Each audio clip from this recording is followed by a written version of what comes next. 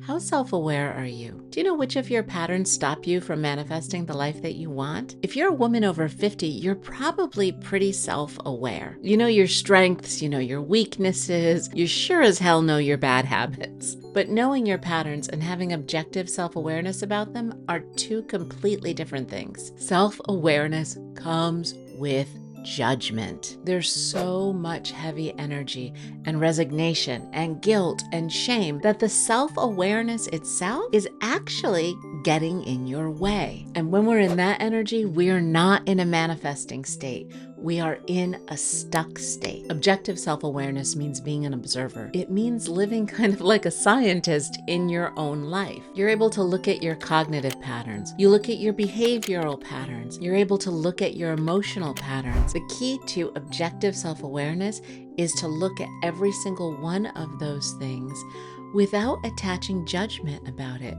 without saying this is who you are. They're simply patterns. So objective self-awareness is about dropping the guilt. It's about dropping the shame. It's about dropping the blame. Listen to the difference here. I'm terrible at following through versus I notice that I get really excited and enthusiastic in the beginning of a project, and then a couple of days or weeks in, my motivation starts to taper off. Do you hear the difference in those two statements? One of them drains you, and the other one gives you power. Let's use Sarah as a real-world example. 25-year career in corporate finance. And at this stage of her life, longing to do her own thing, feeling called to step out of that role and do something differently. But what happens to Sarah every time she decides to try to do something else? She tells herself, I can't because too many people depend on me. It's selfish for me to do something different. Sarah goes on to tell herself, I should be happy with what I have. So she's self-aware, but the judgment that's attached to that self-awareness keeps her in the state of stuckness and shame and guilt. When we understand something about ourselves, but we can't make it work for us, we judge ourselves, we blame ourselves, we beat ourselves up, and instead of moving forward, we get more stuck. When Sarah started to tell herself, I get that I'm afraid, and I know that there are people and things in my life that I feel responsible for that are really important to me, and these are important considerations. She's looking at those feelings objectively. Sarah is empowered to make different choices. Sarah is also calling opportunities to her energetically. So when we start looking at ourselves with that objective language, we're telling that subconscious mind, filter the world for opportunities that take these things into consideration because that's really what I want. There are three kinds of patterns that matter when we're talking about objective self-awareness. The first,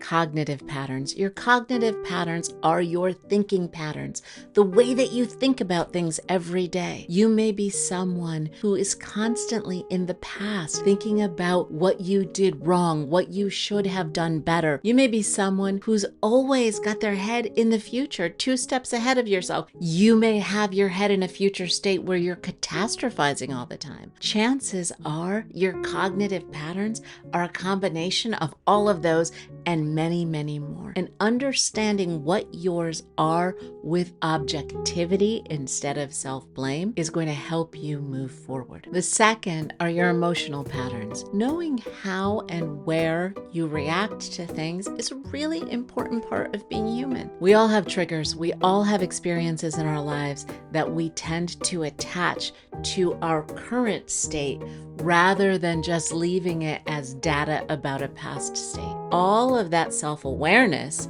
about your emotional state is disempowering, where objective self-awareness about the very same emotion sounds like, okay, when these kinds of things happen, I need 24 hours. I need to step away and process a bit before I make a decision. The third is the one that people tend to concentrate on the most, and those are your behavioral patterns, your habits, the things that you do or the things that you don't do. But it's important to note that your thinking patterns, those cognitive patterns, and your emotional patterns are actually the things that tend to drive our behavioral patterns. So how do we get there? After all of these decades of being judgmental and self-critical, how do we attain objective self-awareness? Here are 3 simple things that you can do, and with a little bit of repetition, they are game changers. Number 1, the observer exercise. Several times a day, you can even set a little alarm on your phone.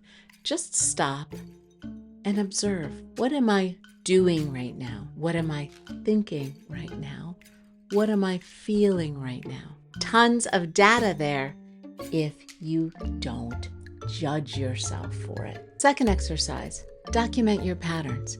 If there's something that you're trying to change about your life and you're getting stuck there, each time that you try to do it, get out a piece of paper and pencil or use the voice recorder on your phone and just say, okay, here's the thing I'm trying to do, not going well, and then I am feeling this way. Notice the thought patterns that are accompanying this habit that you're trying to break and just document them. You don't need to do anything differently at this point. The third is something I like to call the big question, and that is, what is this protecting me from? So when you notice yourself feeling stuck, either in a cognitive, emotional, or behavioral pattern, just ask yourself objectively, what is this protecting me from? What might happen if I succeed at doing this? What might I lose if I succeed at doing this? By answering those questions, again, without judging yourself, all of a sudden you create the kind of data that allows you to make the kinds of changes that you really want to make. This is not about changing all of your patterns. It's about being objective about them. My friends, you cannot control the way that you feel, but what you think about the way that you feel and what you do with the way that you feel, you absolutely can control once you look at those things objectively. If you're a woman over 50 ready to make a change in your life and this was helpful to you, make sure to subscribe and hit that little notification bell so that you're aware every time we post a video. Until next time, big love.